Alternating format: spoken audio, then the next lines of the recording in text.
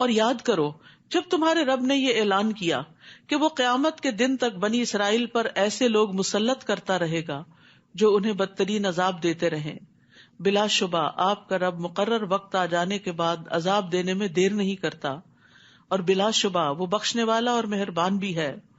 اور ہم نے انہیں ٹکڑے ٹکڑے کر کے زمین میں کئی گروہوں میں تقسیم کر دیا، ان میں سے کچھ تو نیک لوگ ہیں اور دوسرے ان سے مختلف ہیں، اور ہم انہیں اچھے اور برے حالات سے آزماتے رہے کہ شاید وہ اللہ کی طرف پلٹ آئیں۔ یعنی دونوں طرح کی آزمائشیں دراصل انسان کو اللہ کی طرف لانے کا سبب بنتی ہیں اگر اس کے اندر حق کی طلب ہو۔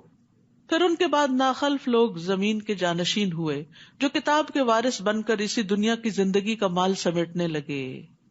پہلے لوگوں کے بعد میں آنے والے بدترین جانشین تھے، جن کا جرم کیا تھا کہ وہ کتاب کے ذریعے زندگی کا سامان اور مال سمیٹتے اور کہتے کہ ہمیں معاف کر دیا جائے گا، اور اگر ویسا ہی دنیا کا مال پھر ان کے سامنے آئے تو اسے پھر لے لیتے ہیں۔ کیا ان سے یہ کتاب میں عہد نہیں لیا گیا تھا کہ وہ حق بات کے سوا اللہ سے کوئی بات منسوب نہ کریں گے؟ تو اصل میں اشارہ اس بات کی طرف کہ انہوں نے غلط فتوے دے کر لوگوں سے مال لیا، رشوتیں لی، اور یہ بات وہ پڑھتے بھی رہے اور جو کتاب میں مذکور تھی، اور آخرت کا گھر تو اللہ سے ڈرنے والوں ہی کے لیے بہتر ہے۔ کیا تمہیں اتنی بھی سمجھ نہیں؟ افلا تعقلون، کیا تم عقل سے کام نہیں لیتے؟ جو لوگ اللہ کی کتاب کو مضبوطی سے پکڑتے ہیں اور نماز قائم کرتے ہیں تو یقیناً ہم ایسے نیک کردار لوگوں کا اجر ضائع نہیں کرتے۔ یمسکون بالکتاب، کتاب کو تھام لینا، اور تھام لینے کا مطلب کیا ہے؟ بس لے لینا اور اس کو بار بار پڑھتے رہنا، اس سے فائدہ اٹھاتے رہنا، اور اس کو پڑھنے کے بعد سب سے عام ترین چیز کیا ہے؟ نمازوں کا قیام، اپنی نمازیں درست کرنا۔ تو ایسے ہی لوگ اللہ کے ہاں مصلح قرار پاتے ہیں اور اللہ ان کا اجر ضائع نہیں کرتا۔ اور وہ وقت یاد کرو جب ہم نے ان پر پہاڑ کو اس طرح لا کھڑا کیا تھا گویا وہ سائبان تھا، اور انہیں یقین ہو چلا تھا کہ وہ ان پر ابھی گرنے والا ہے۔ اس وقت ہم نے انہیں حکم دیا کہ جو کتاب ہم نے تمہیں دی ہے اسے مضبوطی کے ساتھ پکڑو، اور جو کچھ اس میں لکھا ہے اسے یاد رکھو تاکہ تم پرہیزگار بن سکو، متقی بن جاؤ۔ اور وہ وقت بھی یاد کرو جب آپ کے رب نے بنی آدم کی پشتوں سے ان کی اولاد کو نکالا اور انہیں خود اپنے اوپر گواہ بنا کر پوچھا، کیا میں تمہارا رب نہیں؟ الستُ بربکم؟ وہ ارواح کہنے لگی، کیوں نہیں، ہم یہ گواہی دیتے ہیں، اور یہ اس لیے کیا کہ قیامت کے دن تم نہ کہنے لگو کہ ہم اس بات سے بالکل بے خبر تھے۔ یہاں ایک بڑے اہم واقعے کی طرف اشارہ ہے جس کا ذکر کتاب اللہ سے ہی ہمیں ملتا ہے، بہت قیمتی معلومات میں اضافہ ہوتا ہے۔ وہ کیا کہ قیامت تک دنیا میں جتنی بھی روحیں آنے والی تھی ان کو اللہ سبحانہ وتعالیٰ نے اکٹھے پیدا کر دیا آدم علیہ السلام کی پشت سے، اور پھر ان سے خود خطاب کیا، الستُ بربکم؟ کیا میں تمہارا رب نہیں؟ تو سب روحوں نے اپنے رب کو پہچان لیا اور کہا، کیوں نہیں، بلا۔ اور پھر کیا کہا؟ ہم یہ گواہی دیتے ہیں کہ آپ ہمارے رب ہیں۔ تو اللہ تعالیٰ نے بتایا کہ یہ اس لیے یاد دہانی کرا رہا ہوں کہ قیامت کے دن تم یہ نہ کہو کہ ہمیں تو پتہ ہی نہیں تھا کہ ہمارا کوئی رب ہے۔ اور یاد رکھیے کہ اس بات کو انسان کے لاشعور میں ڈال دیا گیا، اسی لیے جن کا شعور کچھ بھی کام کرتا ہے جب وہ حق کو دیکھتے ہیں تو اپنے رب کو پہچان جاتے، انہیں رب کو پہچاننے میں دیر نہیں لگتی، جیسے نجاشی اور باقی لوگ تھے، اور اسی طرح فرعون کے جادوگر تھے۔ تو اللہ سبحانہ وتعالیٰ نے ہر انسان کی فطرت میں خیر رکھ دی ہے۔ اب آپ سوچتے ہیں کہ ہمیں یاد کیوں نہیں آتا، وہ کون سا دن تھا، ہم کہاں کھڑے تھے؟ تو وہ ہمارے حافظے میں نہیں ہے، اس کے اثرات ہیں لیکن وہ حافظے میں نہیں۔ کیوں؟ اگر وہ ہمیں یاد ہو تو پھر تو ہمارا امتحان ہی ختم ہو جائے، یعنی ہماری کامیابی کا انحصار ایمان بالغیب پر ہی تو ہے، اسی لیے ایمان لانا جو ہے وہ بہت بڑے اجر و ثواب کا باعث ہے۔ تو اللہ سبحانہ وتعالیٰ نے ہمیں پکار کر کہا کہ کیا میں تمہارا رب نہیں؟ تو ہم سب نے اقرار کیا ہوا ہے آپ ہی ہمارے رب ہیں، اور قیامت کے دن ہم جا کے یہ نہیں کہہ سکتے کہ ہمیں تو نہیں پتا تھا ہمارا رب کون سا ہے، یہ کوئی بھی یہ نہیں کہہ سکتا کہ ہمیں آپ کا نہیں پتا تھا تو ہم نے اوروں کو الہ بنا لیا، نہیں، وہ فطرت میں پہچان رکھ دی گئی ہے، اور انبیاء علیہ السلام آتے رہے ہیں اس سبق کو یاد دلانے کے لیے۔ یا تم یہ نہ کہو کہ شرک تو ہم سے پہلے ہمارے آباء و اجداد نے کیا تھا، ہم تو ان کے بعد ان کی اولاد تھے، کیا تو ہمیں اس قصور میں ہلاک کرتا ہے جو غلط کاروں نے کیا تھا؟ وَكَذَلِكَ نُفَصِّلُ الْآيَاتِ وَلَعَلَّهُمْ يَرْجِعُونَ. ہم اپنی آیات اسی طرح تفصیل سے بیان کرتے ہیں اور اس لیے کرتے ہیں کہ لوگ راہ راست کی طرف لوٹیں. وَاتْلُ عَلَيْهِمْ نَبَأَ الَّذِي آتَيْنَاهُ آيَاتِنَا. اے نبی آپ انہیں اس شخص کا حال سنائیے جسے ہم نے اپنی نشانیاں دی تھیں، اپنی آیات دی تھیں. فَانْسَلَخَ مِنْهَا، لیکن وہ ان کی پابندی سے نکل بھاگا. فَأَتْبَعَهُ الشَّيْطَانُ، تو پھر شیطان اس کے پیچھے لگ گیا. فَكَانَ مِنَ الْغَاوِينَ، چنانچہ وہ گمراہوں میں سے ہو گیا. تو یاد رکھیے علم آنے کے بعد بھی شیطانی وسوسے انسان کو حق سے دور کر دیتے ہیں. یہ واقعہ، یہ قصہ، یہ کہانی ایک بہت بڑے عالم کی ہے کہ جس کے پاس بہت علم تھا، لیکن شیطان نے اس کے اندر دنیا کی محبت ڈال دی، لہٰذا وہ دین چھوڑ کر، علم چھوڑ کر دنیا کے پیچھے دوڑنے لگا اور اللہ کی آیات کو اس نے بھلا دیا. تو یاد رکھیے آیات کا علم ہونے کے باوجود ان سے روگردانی کرنا یہ شیطانی عمل ہے. پتہ بھی ہے پھر بھی نہیں عمل کر رہے ان پر، کیونکہ شیطان پیچھے پڑا ہوا ہے. اور آیات کا علم ہونے کے باوجود ان سے نکل بھاگنا، ان کی پابندی چھوڑ دینا، یہ شیطان کے وسوسوں کا اثر ہوتا ہے. تو انسان جب شیطان کے وسوسے کی اطاعت کرتا ہے تو شیطان اس کو کنٹرول کر لیتا ہے، اس کی باگیں اپنے ہاتھ میں لے لیتا ہے، اس کو اپنے تابع کر لیتا ہے، اس کو پھر مزید گمراہ کرتا ہے اور اس پر حملہ آور ہوتا ہے اور اس کو اپنی پسند کے رستوں پہ لے جاتا ہے. تو سارا دین، پڑھا لکھا، ہر چیز دری کی دری رہ جاتی ہے. اور بہت سارے لوگوں کے ساتھ یہ ہوتا ہے کہ وہ دین کی طرف آنے کے باوجود، قرآن پڑھنے کے باوجود سب کچھ بھلا کے صرف دنیا کے پیچھے بھاگ رہے ہوتے ہیں اور شیطان کے آلہ کار بن جاتے ہیں. تو اس لیے یہاں یہ جو مثال بیان کی گئی ہے یہ ایک ریئل سٹوری ہے جس سے سبق دیا جا رہا ہے. فرمایا اور اگر ہم چاہتے تو ان آیات سے اس کے درجات کو بلند کر دیتے. یعنی دین کے علم سے بھی درجات کی بلندی ہوتی ہے، صرف دنیا کے مال سے نہیں، بلکہ دین کی وجہ سے جو دلوں میں لوگوں کی محبت ہوتی ہے بڑی خالص ہوتی ہے. اور مال کی وجہ سے جو لوگ آپ سے محبت کرتے ہیں وہ آپ سے نہیں کر رہے ہوتے، وہ مال سے کر رہے ہوتے ہیں. اور اگر آپ کے پاس مال نہ رہے تو وہ چھٹ جائیں، وہ آپ کو پوچھے بھی نہ، کیونکہ اب ان کو آپ سے کوئی فائدہ حاصل نہیں ہو رہا. لیکن علم والا مرتے دم تک فائدہ پہنچا سکتا ہے، لہذا اس کی قدر میں کمی نہیں ہوتی. ہم چاہتے تو ان آیات سے اس کے درجات بلند کر دیتے، مگر وہ تو پستی کی طرف جھک گیا. دنیا کی طرف جھکنا پستی کی طرف جانا ہے اور اپنی خواہش کے پیچھے لگ گیا. ایسے شخص کی مثال کتے کی سی ہے. کتا لالچ کا سمبل ہے. اگر تو اس پر حملہ کرے تو بھی ہانپتا ہے، نہ کرے تو بھی ہانپتا ہے، وہ زبان لٹکائے رکھتا ہے اور جو کوئی چیز نظر آتی ہے اس کے پیچھے بھاگتا ہے کہ شاید یہ میرے لیے ہو. ہر چیز کو سونگتا ہے. یعنی دنیا کی لالچ میں ہر اس کام کے پیچھے چل پڑتے ہیں جس سے دنیا کا فائدہ ہو، چاہے دین کے نقصان پر ہی کیوں نہ ہو. یہ ان لوگوں کی مثال ہے جنہوں نے ہماری آیات کو جھٹلا دیا، یعنی جاننے کے باوجود انکار کر دیا. آپ ایسے قصے ان سے بیان کرتے رہیے، شاید کہ یہ لوگ کچھ غور و فکر کریں. قطبی کہتے ہیں کہ ہر وہ چیز جو ہانپتی ہے تھک کر یا پیاس کی وجہ سے، سوائے کتے کے، اگر وہ تھکا ہوا تو بھی ہانپتا ہے، راحت اور سکون کی حالت تو بھی ہانپتا ہے. یعنی کتا ہر حال میں زبان لٹکاتا ہے، چاہے وہ بھوکا ہے یا پیٹ بھرا ہوا ہے اس کا. یعنی اس کی لالچ کہیں ختم ہونے کو نہیں آتی. تو ہر وہ شخص جو اللہ کی آیات کو جھٹلاتا ہے اس کے لیے یہ مثال بیان کی گئی ہے. وہ کہتے ہیں کہ اگر آپ اس کو واز کریں تو بھی گمراہی میں پڑا رہتا ہے، کرنا چھوڑ دیں تو بھی وہ دنیا کے پیچھے ہی بھاگتا رہتا ہے. جیسے کتا ہوتا ہے کہ اگر آپ اس کو نکال باہر کریں اور بھگا دیں تب بھی ہانپے گا، اگر اس کو وہیں بیٹھا رہنے دیں، چھوڑ دیں تب بھی ہانپے گا. یعنی وہ مجلس میں ہو، وہ تنہائی میں ہو، اس کی سوچیں، اس کی چاہت، سب کچھ صرف دنیا کے گرد گھوم رہی ہوتی ہے. ایسے لوگوں کی مثال بہت بری ہے جنہوں نے ہماری آیات کو جھٹلایا اور خود اپنے آپ پر ہی ظلم کرتے رہے. یعنی اللہ کے دین کا انکار اللہ کو نقصان نہیں دیتا. اگر ہم کوئی بات نہیں مانتے تو اللہ تعالیٰ کو کچھ بھی نہیں جاتا، وہ قابل تعریف ہے. زمین اور آسمان کی ہر چیز اس کی تعریف بیان کر رہی ہے، ہر چیز، اس کو فرق نہیں پڑتا. لیکن اتنے بڑے خزانے کا انکار کرنے والے خود محروم رہ جاتے ہیں. اللہ جسے ہدایت دے وہی ہدایت پا سکتا ہے، اور جسے وہ گمراہ کرے تو ایسے ہی لوگ نقصان اٹھانے والے ہیں. وَلَقَدْ ذَرَأْنَا لِجَهَنَّمَ كَثِيرًا مِنَ الْجِنِّ وَالْإِنسِ لہم قلوب لا یفقہون بها ولہم اعین لا یبصرون بها ولہم آذان لا یسمعون بها اولئک کالانعام بل هم اضل اولئک هم الغافلون. بہت سے ایسے جن اور انسان ہیں جنہیں ہم نے جہنمی کے لیے پیدا کیا ہے. استغفر اللہ.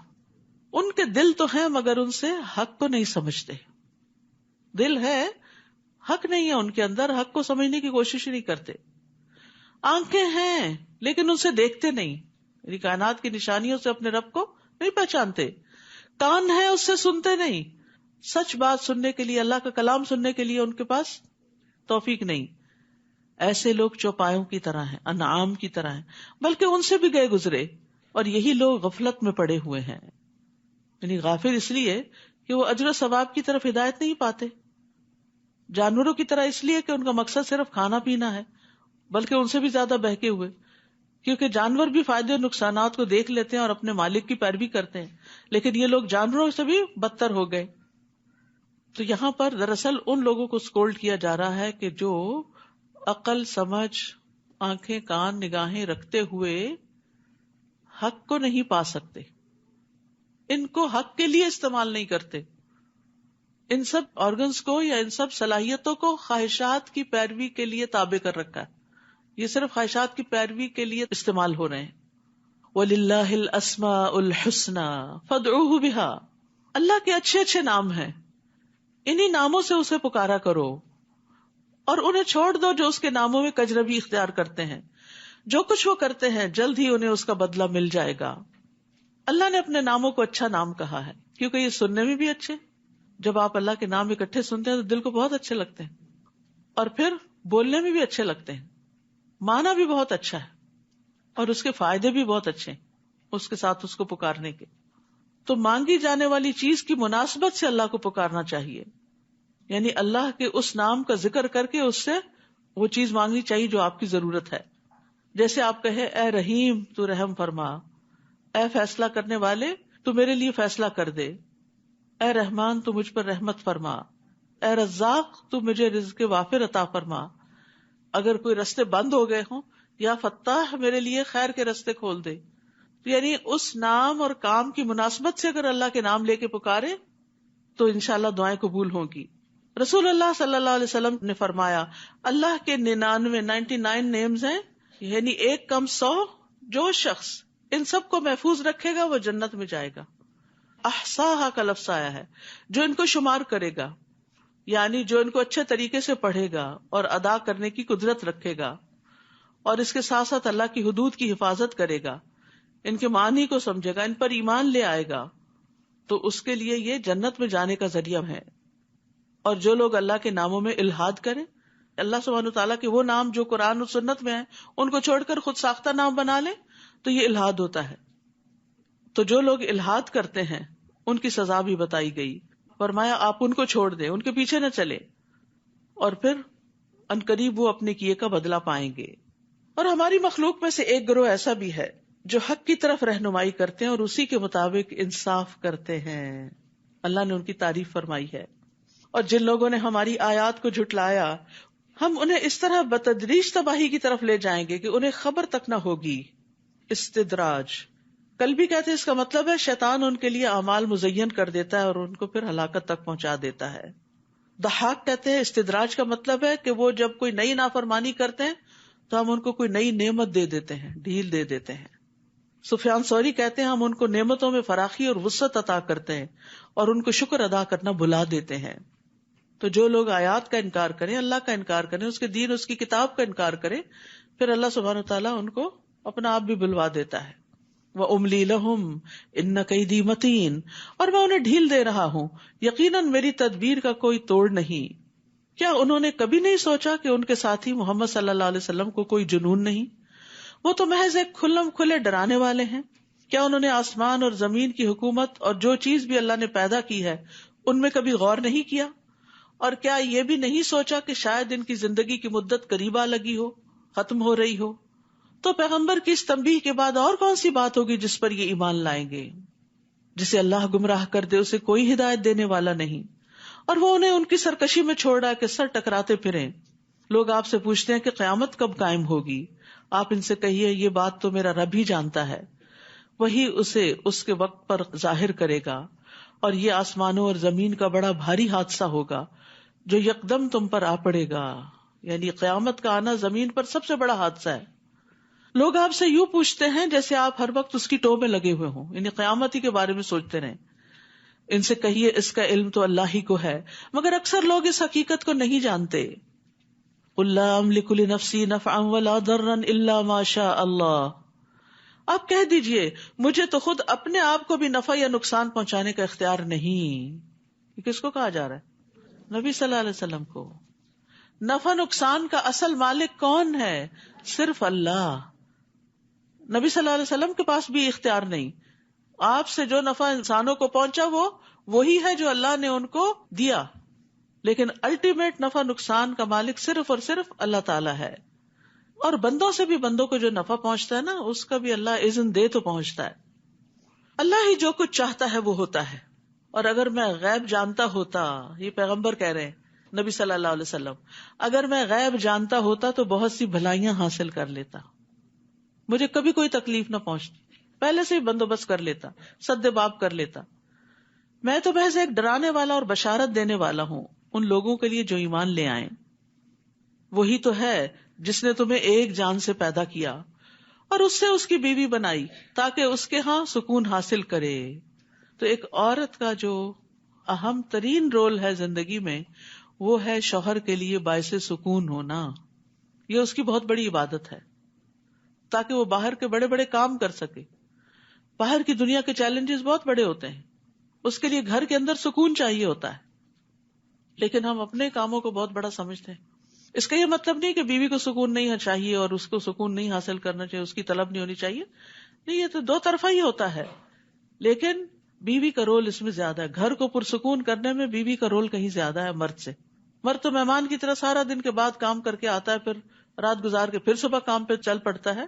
تو اس لیے گھر کی ذمہ داری چونکہ عورت پر ہے اور گھر کا سکون بھی عورت مینٹین کرتی ہے، تو اس کی طرف اسے متوجہ کیا گیا. پھر جب کسی مرد نے اپنی بیوی سے صحبت کی تو اسے ہلکا سا حمل ہو گیا، پریگنینسی ہو گئی، جس کے ساتھ وہ چلتی پھرتی رہی.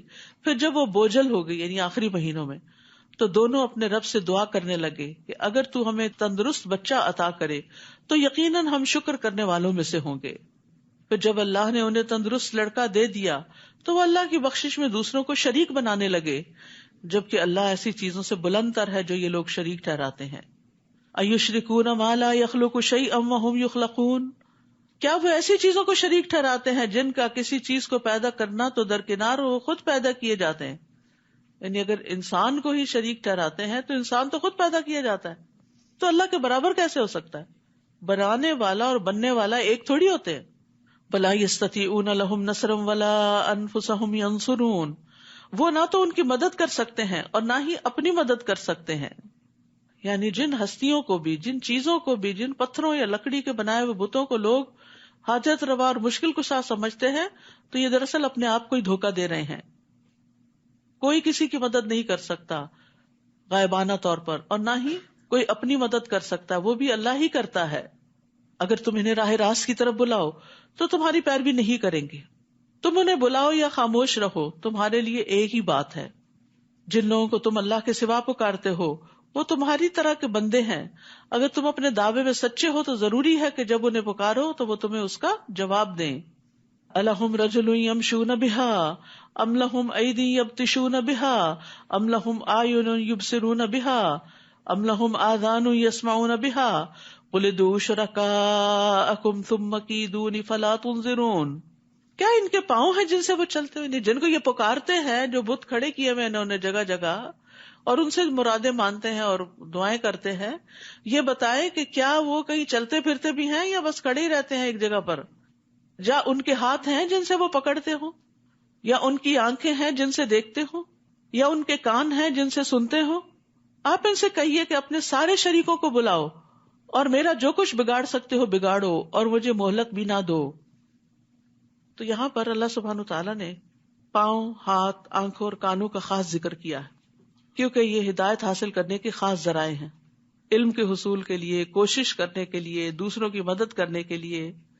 تو اس لیے کہا کہ غیر اللہ کے پاس تو یہ ساری فیکلٹیز ہی نہیں ہے، تو وہ تمہاری مدد کہاں سے کریں گے؟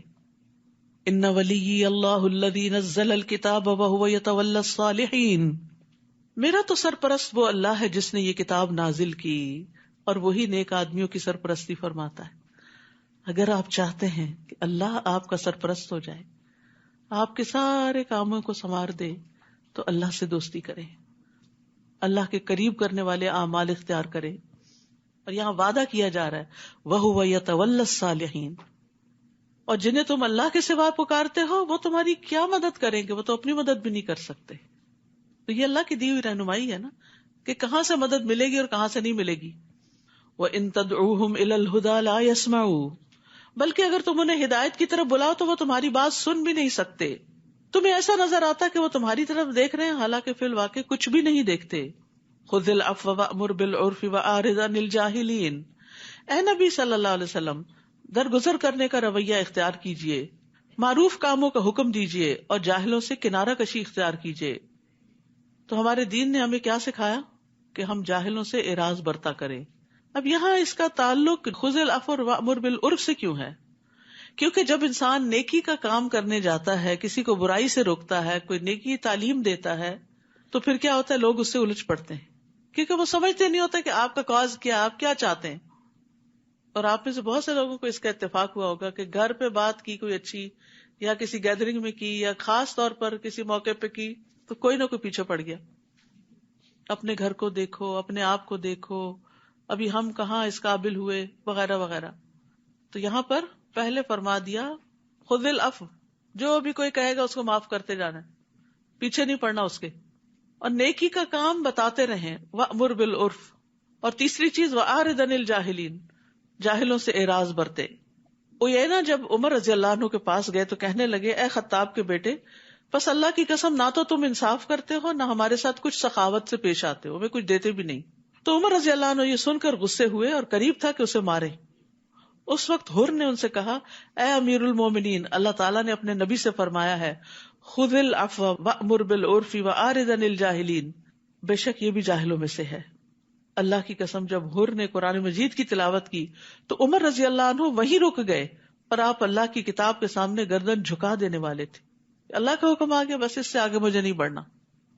وَإِمَّا يَنزَغَنَّكَ مِنَ الشَّيْطَانِ نَزْغٌ فَاسْتَعِذْ بِاللَّهِ إِنَّهُ سَمِيعٌ عَلِيمٌ، اور اگر کبھی شیطان آپ کو اکسائے تو اللہ سے پناہ مانگیے، وہ سب کچھ سننے اور جاننے والا ہے. یعنی حق کے بارے میں اگر کوئی وسوسہ پیدا ہو جائے دل میں، میرا خیال ہے سب کو ہی کوئی نہ کوئی ایسا ایکسپیرینس ہوا ہوگا کہ اللہ تعالیٰ کے بارے میں، دین کے کسی حکم کے بارے میں، نبی صلی اللہ علیہ وسلم کے بارے میں شیطان نے کوئی نہ کوئی نیگیٹیوٹی ڈالی، تو اس وجہ سے پھر کیا کرو اس کا مقابلہ کرنے کے لیے؟ شک میں نہ رہو، نافرمانی نہ کرو، غصے میں نہ رہو، اریٹیٹڈ مت ہو. جب یہ چیزیں ظاہر ہوں تو شیطان کے شر سے پناہ مانگو، شیطان کے شر سے پناہ مانگو، شیطانی نزغ سے، کہ یا اللہ یہ میرا خیال نہیں، میں نہیں ایسے سوچتا، تجھے پتا ہے کہ یہ اچانک ہی میرے دل میں یہ بات ڈال دی گئی ہے، میں تیری طرف رجوع کرتا ہوں. تو یاد رکھیے کہ ایاک نستعین میں وسوسوں سے بچنے کی دعائیں بھی موجود ہیں، اور پڑھیے بہت فائدہ دیتی ہیں. کچھ لوگ اپنے آپ سے تنگ آ جاتے ہیں وسوسوں کی وجہ سے کہ ہم کریں تو کریں کیا. بہترین علاج ہے وہ وسوسوں کا، قرآنی آیات ہیں اس میں، مختصر سا ہے.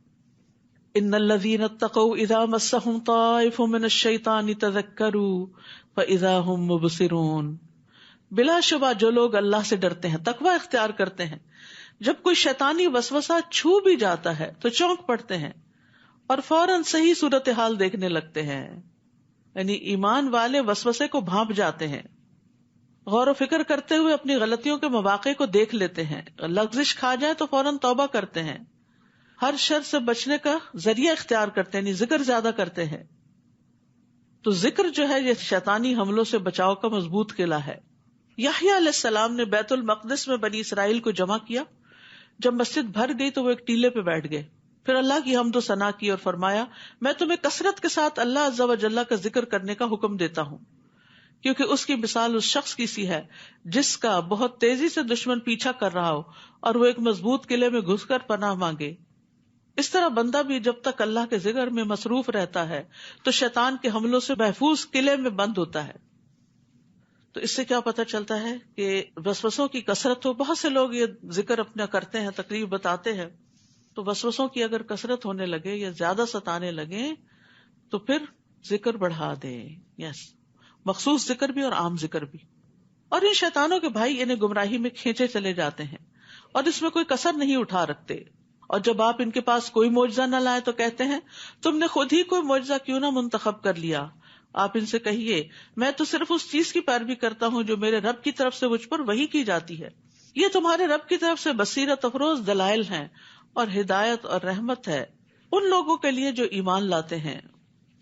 وَإِذَا قُرِئَ الْقُرْآنُ فَاسْتَمِعُوا لَهُ وَأَنصِتُوا لَعَلَّكُمْ تُرْحَمُونَ. اور جب قرآن پڑھا جائے تو اسے غور سے سنو اور خاموش رہو شاید کہ تم پر رحم کیا جائے. تو جو لوگ چاہتے ہیں کہ اللہ کی رحمت آئے ہم پر، وہ پوری توجہ سے قرآن مجید سنا کریں. اور یہاں پر دو باتیں فرمائی گئی، فَاسْتَمِعُوا وَأَنصِتُوا. تو پہلا درجہ کیا ہے کہ انسان بات چیت چھوڑ دے، فون اٹینڈ کرنا چھوڑ دے اور اس طرح کے اور چیزوں سے قطع تعلق ہو جائے. اور صرف اتنا ہی کافی نہیں، اپنے ذہن کو بھی بھٹکنے سے بچائے، خود بھی خاموش رہے اور پوری توجہ سے دل و جان کو حاضر کر کے اللہ کے کلام کو سمجھنے کی فکر کرے. تو قرآن سنتے وقت کان لگا دینے چاہیے، شور و غل سے بچنا چاہیے، پاس بہت زور زور سے باتیں نہیں کرنی چاہیے. ابن عثیمین کہتے ہیں جب کسی انسان کے پاس قرآن پڑھا جا رہا ہو تو اس کے لیے جائز نہیں کہ وہ غافل اور بے خبر ہو، یعنی اس کو سمجھ بھی ہو کہ کیا بات ہو رہی ہے، یا کسی اور سے گفتگو کر رہا ہو، بلکہ اسے چاہیے کہ وہ کان لگا کر اور چپ ہو کر سنے تاکہ اسے اللہ کی رحمت حاصل ہو. وَاذْكُرْ رَبَّكَ فِي نَفْسِكَ تَضَرُّعًا وَخِيفَةً وَدُونَ الْجَهْرِ مِنَ الْقَوْلِ بِالْغُدُوِّ وَالْآصَالِ وَلَا تَكُن مِّنَ الْغَافِلِينَ. اور اے نبی اپنے رب کو صبح و شام دل ہی دل میں عاجزی، خوف کے ساتھ اور زبان سے بھی ہلکی آواز سے یاد کیجیے، اور ان لوگوں میں سے نہ ہو جائیے جو غفلت میں پڑے ہوئے ہیں. یہاں دو تین چیزیں بڑی اہم ہیں. نمبر 1، صبح اور شام رب کا ذکر کرنا. تو یہ جو مسنون اذکار ہیں جو نبی صلی اللہ علیہ وسلم سے ثابت ہیں، صبح و شام کی دعائیں وہ لازم پکڑ لیں، اس میں حفاظت کی دعائیں بھی ہیں. پھر دوسری بات یہ کہ صبح بھی دعائیں مانگنی چاہیے اور شام کو بھی مانگنی چاہیے. تیسری بات یہ کہ دل میں عاجزی ہونی چاہیے دعا مانگتے وقت. یہ نہیں کہ دل میں کہ میرے پاس بڑی دولت ہے اور میں تو ایسا اور ایسا کر دوں گا، ایسی باتیں دل سے نکال دیں. اور پھر عاجزی کے ساتھ اور خوف کے ساتھ اور زبان سے بھی ہلکی آواز کے ساتھ اللہ کو یاد کریں، اور ان لوگوں میں سے نہ ہوں جو غفلت میں پڑے ہوئے ہیں. تو دعائیں مانگتے ہوئے خشوع و خضوع بڑا ضروری ہوتا ہے. اللہ تعالیٰ اس دل کی دعا نہیں سنتا جو غافل ہو، جو مشغول ہو کسی اور چیز میں اور منہ سے کر رہا ہو دعا. تو حاضر دل سے دعا کرنی چاہیے. رسول اللہ صلی اللہ علیہ وسلم نے فرمایا اللہ سے قبولیت کے یقین کے ساتھ دعا مانگا کرو اور جان لو کہ بے شک اللہ غافل اور لہو و لعب میں مشغول دل کی دعا قبول نہیں کرتا. اور پھر پورے یقین اور اعتماد کے ساتھ دعا کرنی چاہیے. یہ نہیں کہنا چاہیے اللہ تو اگر چاہے تو معاف کر، نہیں چاہتا تو نہیں، اللہ تو معاف ہی کر، کیونکہ معافی ہی ہماری ضرورت ہے. ان الذین عند ربک لا یستکبرون عن عبادتہ ویسبحونہ ولہ یسجدون. اور جو لوگ فرشتے آپ کے رب کے ہاں موجود ہیں وہ کبھی اس کی بندگی سے اکڑتے نہیں، وہ اس کی تسبیح کرتے اور اس کے آگے سجدہ کرتے ہیں. سجدہ تلاوت ہے، سجدہ تلاوت جو ہے وہ سنت ہے. نبی صلی اللہ علیہ وسلم اس کا اہتمام کرتے تھے. حضرت ابن عمر کہتے ہیں کہ نبی صلی اللہ علیہ وسلم قرآن کی قرات کرتے، بس آپ اس سورت کی قرات کرتے جس میں سجدہ ہوتا تو آپ سجدہ کرتے، ہم بھی آپ کے ساتھ سجدہ کرتے، حتیٰ کہ ہم میں سے بعض کو اپنی پیشانی رکھنے کی بھی جگہ نہ ملتی تھی تو وہ کیا کرتا دوسرے کے اوپر یا جھک کے بس اشارے سے سجدہ کر لیتا تھا.